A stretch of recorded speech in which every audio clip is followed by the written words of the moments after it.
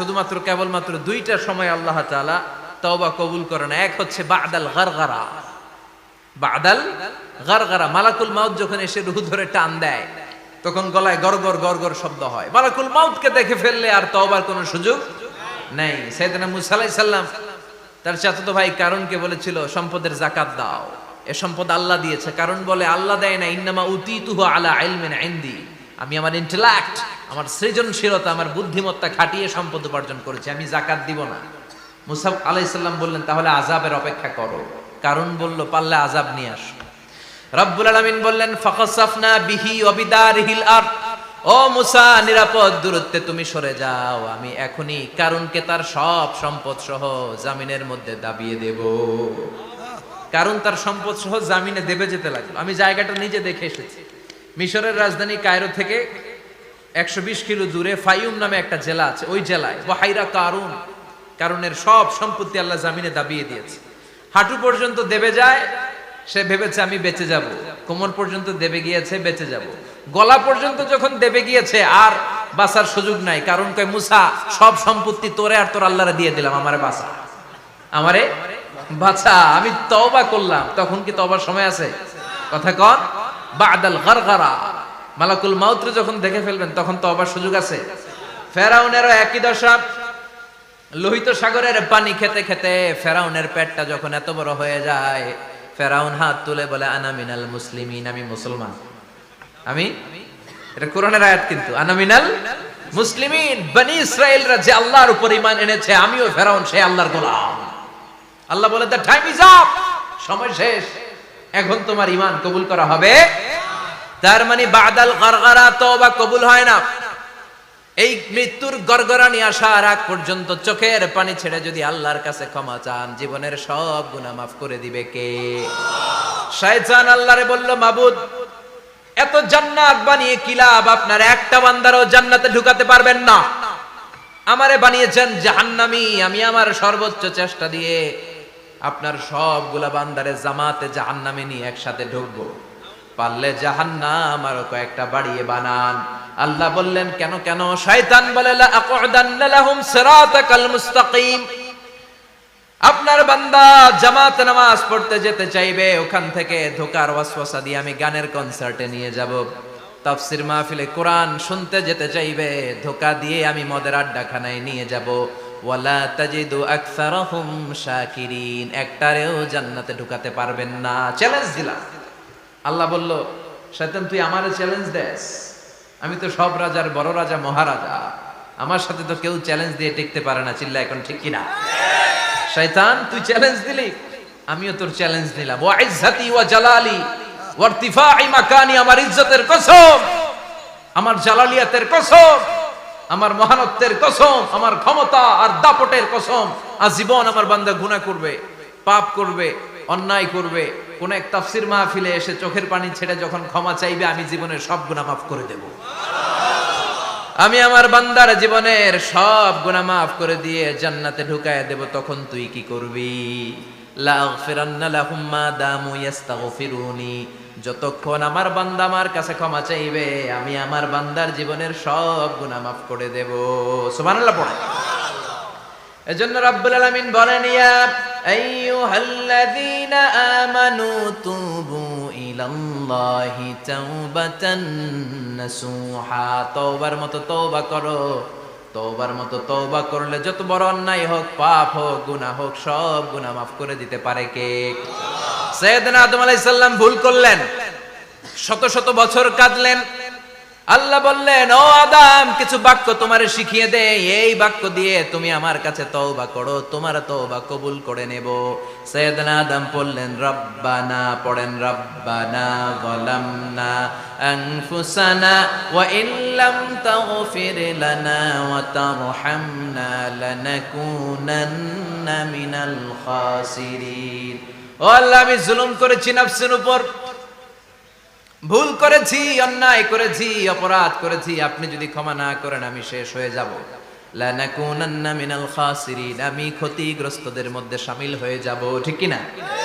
এই আয়াত দিয়ে, এই দোয়া দিয়ে যখন সাইয়েদনা আদম তওবা করলেন, মুহূর্তেই তওবা কবুল করে নিয়েছে কে? আমরাও যদি পাপ করি অন্যায় করি, আমাদেরও পাপগুলো মোচন করার একজন আছে না নাই? তিনি গাফিরিয যাম কাবিলিত তাওব। ওনার কাজই হচ্ছে গুনাহ মাফ করা। শয়তানের কাজ ওয়াসওয়াসা দেওয়া, আমাদের কাজ পাপ করা, ওনার কাজ মাফ করা।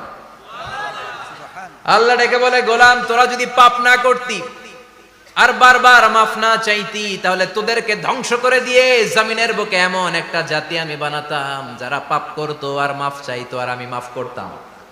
সুবহানাল্লাহ পড়েন।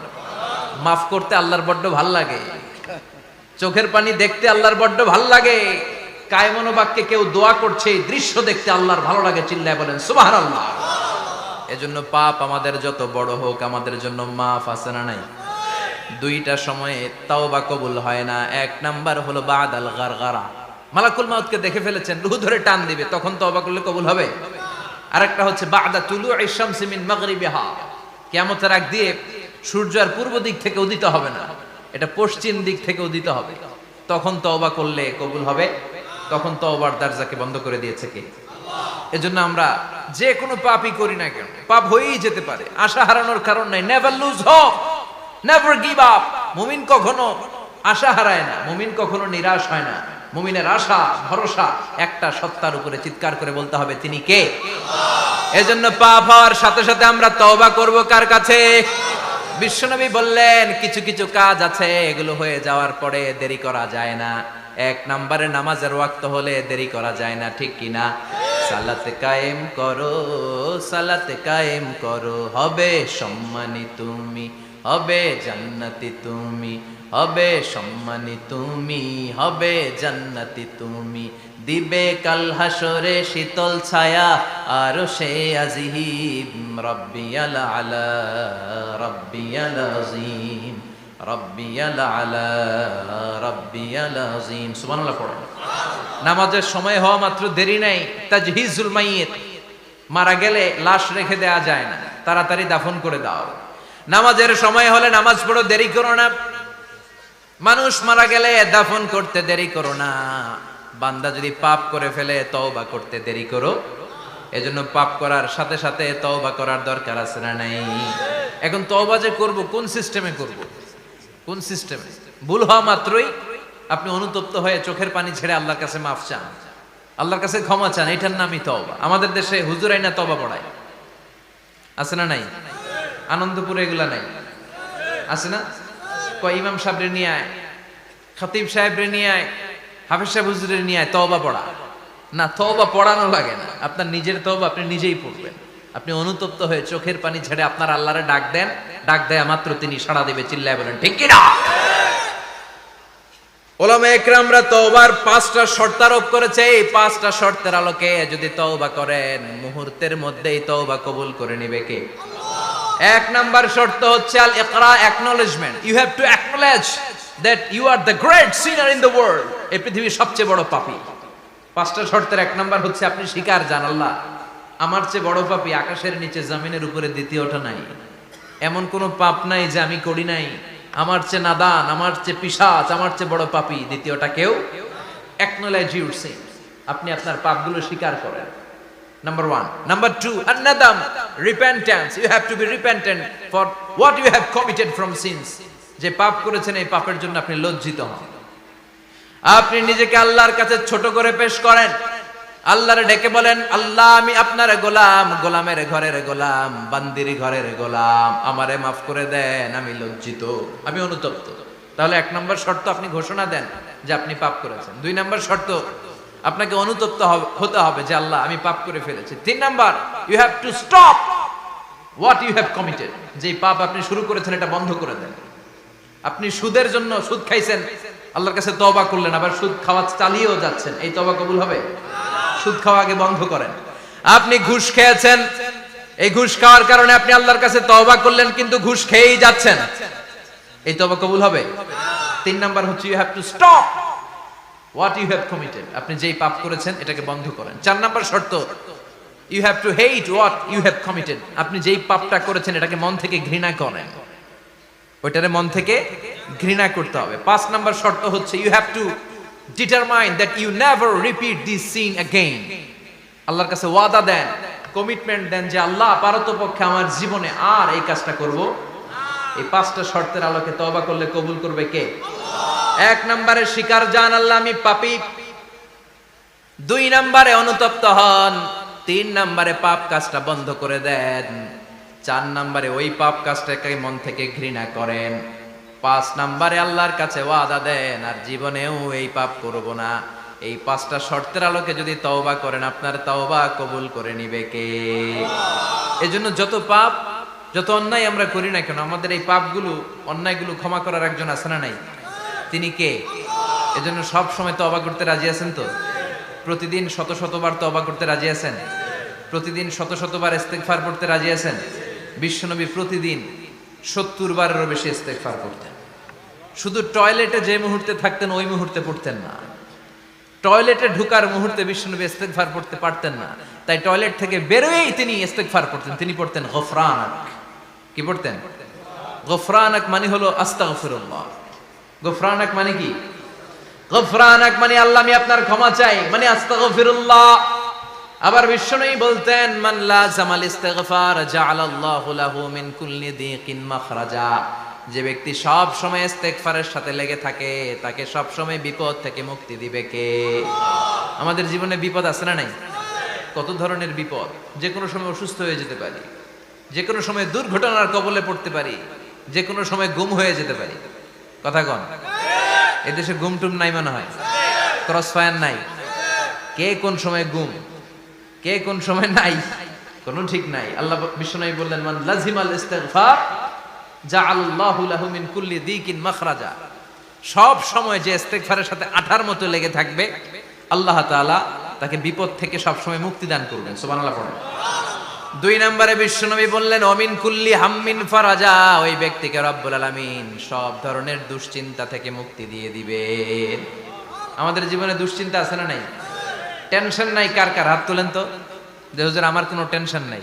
আপনার টেনশন নাই, মাশাআল্লাহ। আমার সাথে দেখা করবেন আলোচনার পরে। টেনশন ছাড়া মানুষ আছে? বাসার টেনশন, মরার টেনশন, কবরের টেনশন, ক্যারিয়ারের টেনশন, বিদ্যুৎ বিলের টেনশন, গ্যাসের বিলের টেনশন, বাড়ি ভাড়ার টেনশন আছে না নাই? বিশ্বনবী বললেন টেনশন ছাড়া মানুষ নাই। সব সময় আঠার মতো যে ইস্তেগফারের সাথে লেগে থাকবে তাকে টেনশন মুক্ত করে দিবে কে? তিন নাম্বার ওয়ারযুকহু মিন হাইসু লা ইয়াহতাসিব। এমন জায়গা থেকে আল্লাহ তাআলা রিজিকের ব্যবস্থা করে দিবেন সে কল্পনাও করতে পারবে না। আমি নিজে এটার প্রমাণ পেয়েছি। অনেক অনেক সময় আমি কল্পনাও করি নাই যে এখান থেকে আমার রিজিকের ব্যবস্থা হতে পারে। এমন পরিমাণে রিজিকের ব্যবস্থা এসেছে দুই হাতে নিয়েও কুলাতে পারি নাই। এজন্য সব সময় চলতে ফিরতে উঠতে বসতে ইস্তেগফারের সাথে লেগে থাকার দরকার আছে না নাই?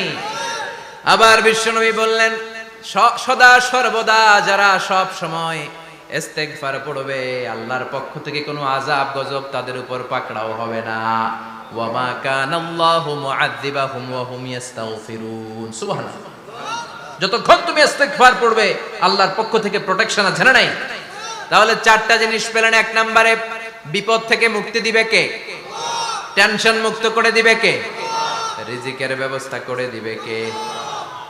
আল্লাহর আযাব আর গজব থেকে আপনার হেফাজতে রাখবে কে? ইস্তেগফার পড়ার 5 নাম্বার ফজিলত হচ্ছে সব সময় ইস্তেগফার করলে আপনি মুস্তাজাবুদ দাওয়া হয়ে যাবেন। কি হয়ে যাবেন? মানে দোয়া করলেই কবুল করবে কে? মুস্তাজাবুদ দাওয়া। এই টার্মিনোলজি, এই পরিভাষাটাকে আজকে প্রথম শুনলেন? জি জি। খেয়াল রাখবেন, মুস্তাজাবুদ দাওয়া মানে এমন ব্যক্তি যেই ব্যক্তি দোয়া করতে দেরি কিন্তু দোয়া কবুল হতে দেরি হয়। হাত তুলে দোয়া করতে দেরি, মুহূর্তেই দোয়া কবুল করে নেয় কে?